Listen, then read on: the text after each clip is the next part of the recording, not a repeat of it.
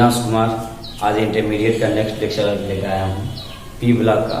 इसके पहले हम लोगों ने बहुत सारी चीज़ें पढ़ी, नाइट्रोजन्स के बारे में पढ़ा, अमोनिया के बारे में पढ़ा। आज हम लोग HNO3 के बारे में पढ़ेंगे, लेकिन इसके पहले हम लोग देख लेते हैं ऑक्सो एसिड्स, यानी oxo acid of nitrogen. Next lecture में हमने इसके बारे में कुछ बताया था, लेकिन पुनः हम लोग एक बार और इसके बारे में डिस्कस कर लेते हैं। तो ऑक्सो एसिड की बात किया जाए तो ऐसा एसिड जिसमें ऑक्सीजन क्या हो, उपस्थित हो। तो बहुत सारे ऐसे एसिड हैं जिसमें ऑक्सीजन उपस्थित नहीं होता, जैसे मान लीजिए HCl में क्या है, ऑक्सीजन उपस्थित नहीं है। लेकिन नाइट्रोजन का अगर ऑक्सो एसिड की बात किया जाए तो नाइट्रोजन के ऑक्सो एसिड 3 प्रकार के हैं, H2N2O2, जिसे कहते हैं हाइपो नाइट्रस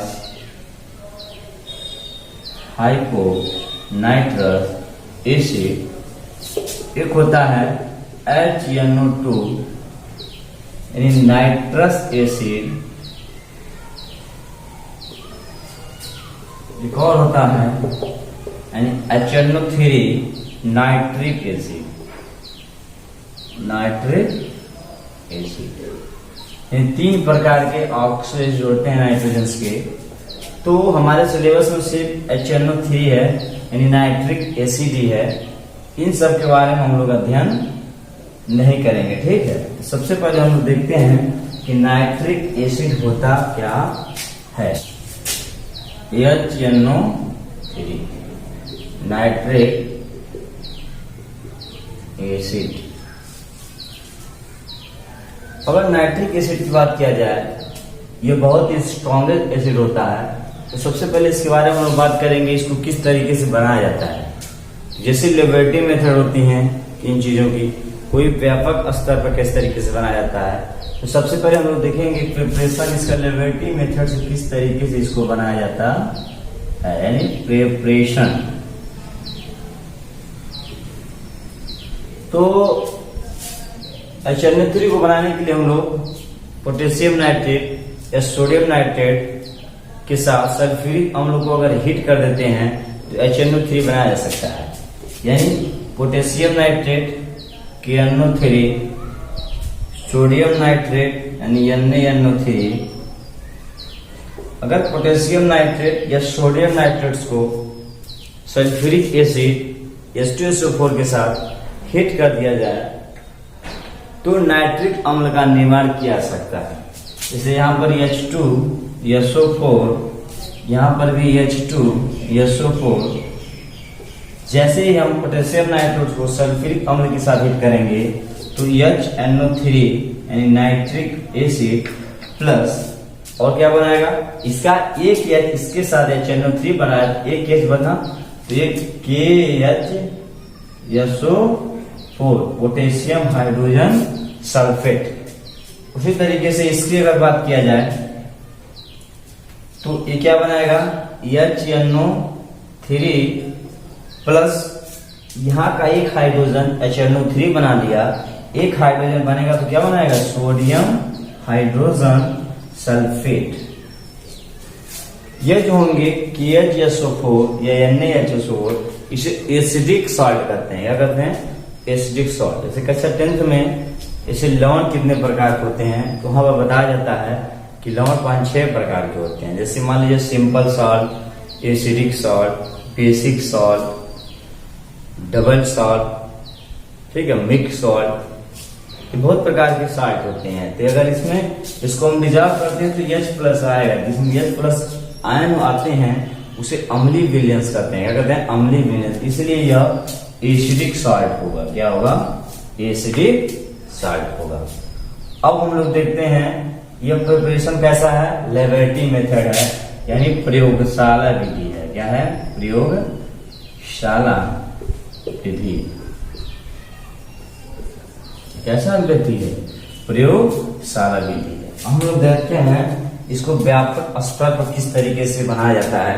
तो जिस तरीके से अमोनिया को बनाने के लिए हम लोग हैवर विधि का प्रोसेस करते थे, उसी तरीके से HNO3 को बनाने के लिए व्यापक स्तर पर ओस्ट्रॉइड प्रोसेस का प्रयोग किया जाता है। इसका ओस्टवाल्ड प्रोसेस यानी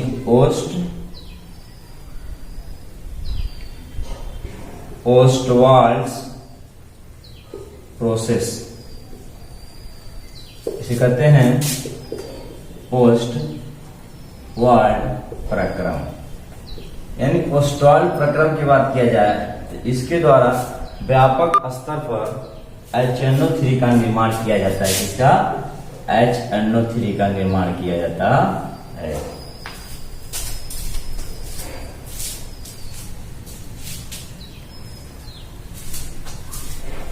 यानी ओस्टवाल्ड प्रोसेस के द्वारा HNO3 का क्या किया था, निर्माण किया था।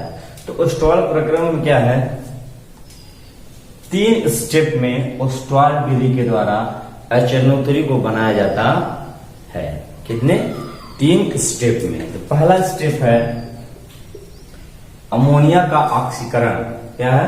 अमोनिया का ऑक्सीकरण यानी NH3+O2 यानी एटमॉस्फेरिक ऑक्सीजन की उपस्थिति में हम लोग अमोनिया के साथ क्या करते हैं, रिएक्शन करते हैं। यहाँ पे जो हमारा उत्प्रेरक है और प्लेटिनम होता है, यहाँ पे जो टेम्परेचर है ये 800 डिग्री सेल्सियस होता है। कितना? लगभग 800 डिग्री सेल्सियस।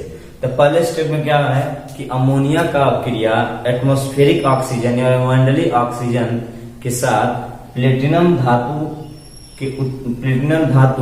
या प्लेटिनम उत्प्रेरक की उपस्थिति में जैसे रिएक्शन करते हैं तो नाइट्रिक अम्ल का निर्माण होता है। किसका? नाइट्रिक अम्ल का। तो नाइट्रिक अम्ल का निर्माण नहीं, सबसे पहले क्या है, जैसे हमने अमोनिया को ऑक्सीजन के साथ बनाया तो किसका निर्माण होगा, नाइट्रिक ऑक्साइड प्लस H2O।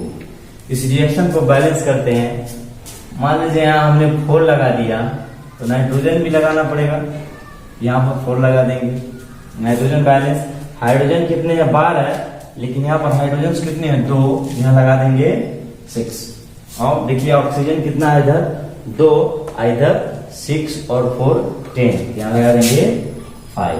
यानी पहला स्टेप क्या है कि अमोनिया का क्रिया वायुमंडलीय ऑक्सीजन के साथ उत्प्रेरक प्लेटिनम की उपस्थिति में करते हैं तो नाइट्रिक ऑक्साइड्स का निर्माण होता है। दूसरा स्टेप क्या है, इस नाइट्रिक ऑक्साइड को हम लोग क्या करेंगे, ऑक्सीजन के साथ अपक्रिया कर देंगे। इसके साथ, ऑक्सीजन के साथ। जैसे ऑक्सीजन के साथ अपक्रिया करेंगे तो नाइट्रोजन डाइऑक्साइड यानी NO2 का निर्माण होगा। इस रिएक्शन को बैलेंस कर लेते हैं। अगर यहाँ 2 लगा देते तो इधर 2 नाइट्रोजन, इधर भी 2 लगाना पड़ेगा। यह रिवर्सिबल रिएक्शन होता है। क्या होता है? Reversible reaction. यह जो हमारा है यह नाइट्रिक ऑक्साइड है, यानी नाइट्रोजन डाइऑक्साइड है। पुनः हम क्या करेंगे, इस नाइट्रोजन डाइऑक्साइड को जल के साथ रिएक्शन कर देंगे। इसके साथ, जल के साथ। जैसे जल के साथ रिएक्शन करते हैं तो यहाँ पर बनाता है नाइट्रिक ऑक्साइड प्लस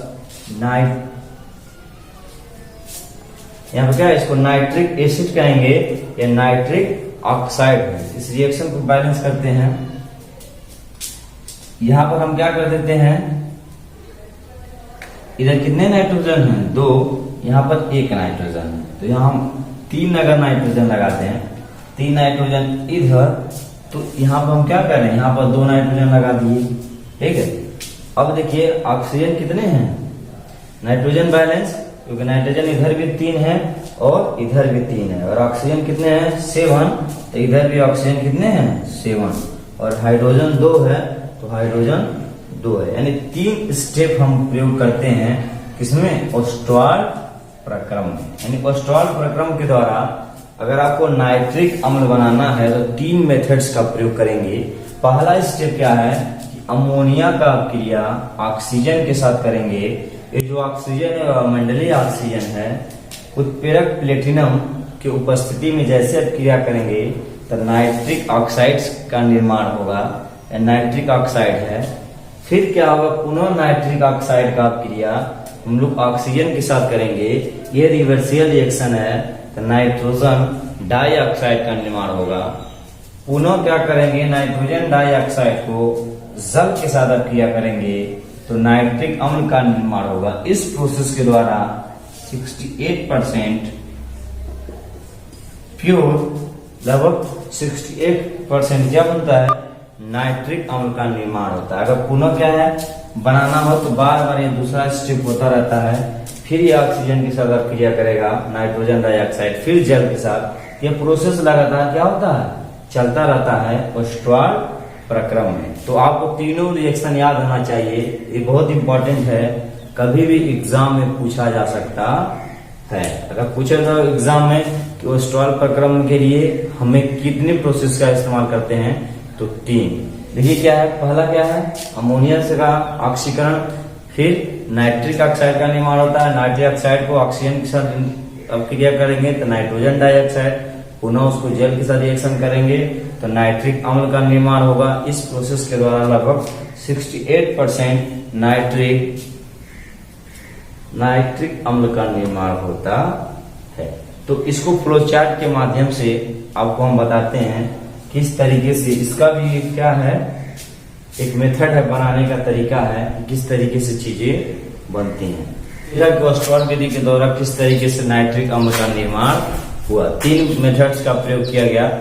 हम लोग अब देखते हैं HNO3 का फिजिकल प्रॉपर्टी, क्या फिजिकल प्रॉपर्टी।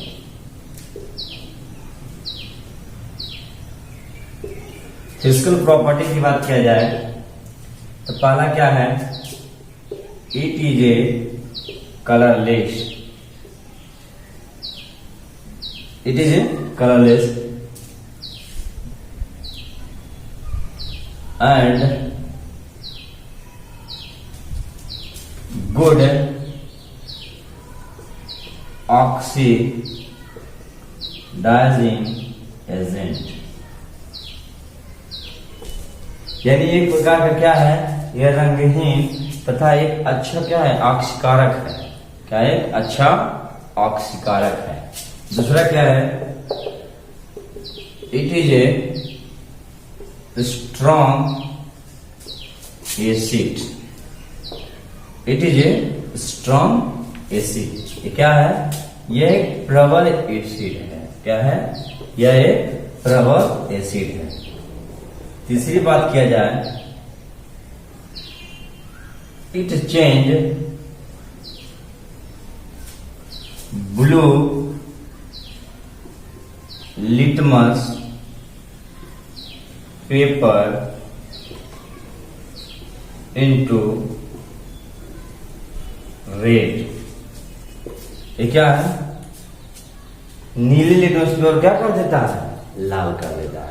अगर इसकी बात किया जाए तो यह त्वचा को क्या कर देता है, जला देता है। यानी त्वचा को क्या करता है, अगर इससे, ये बहुत ही संक्षारक इसका नेचर होता है, अगर त्वचा को क्या जला देगा और फफोले उत्पन्न कर देता है। क्या करता है, फफोले। यह लगभग 70% प्रयोगशाला में प्रयुक्त किया जाता है। तो यह सब कुछ फिजिकल प्रॉपर्टी है इसके बारे में कि किस तरीके से क्या चीजें होती हैं। तो आज के लिए इतना ही, पुनः फिर हम लोग केमिकल्स प्रॉपर्टी के बारे में अध्ययन करेंगे।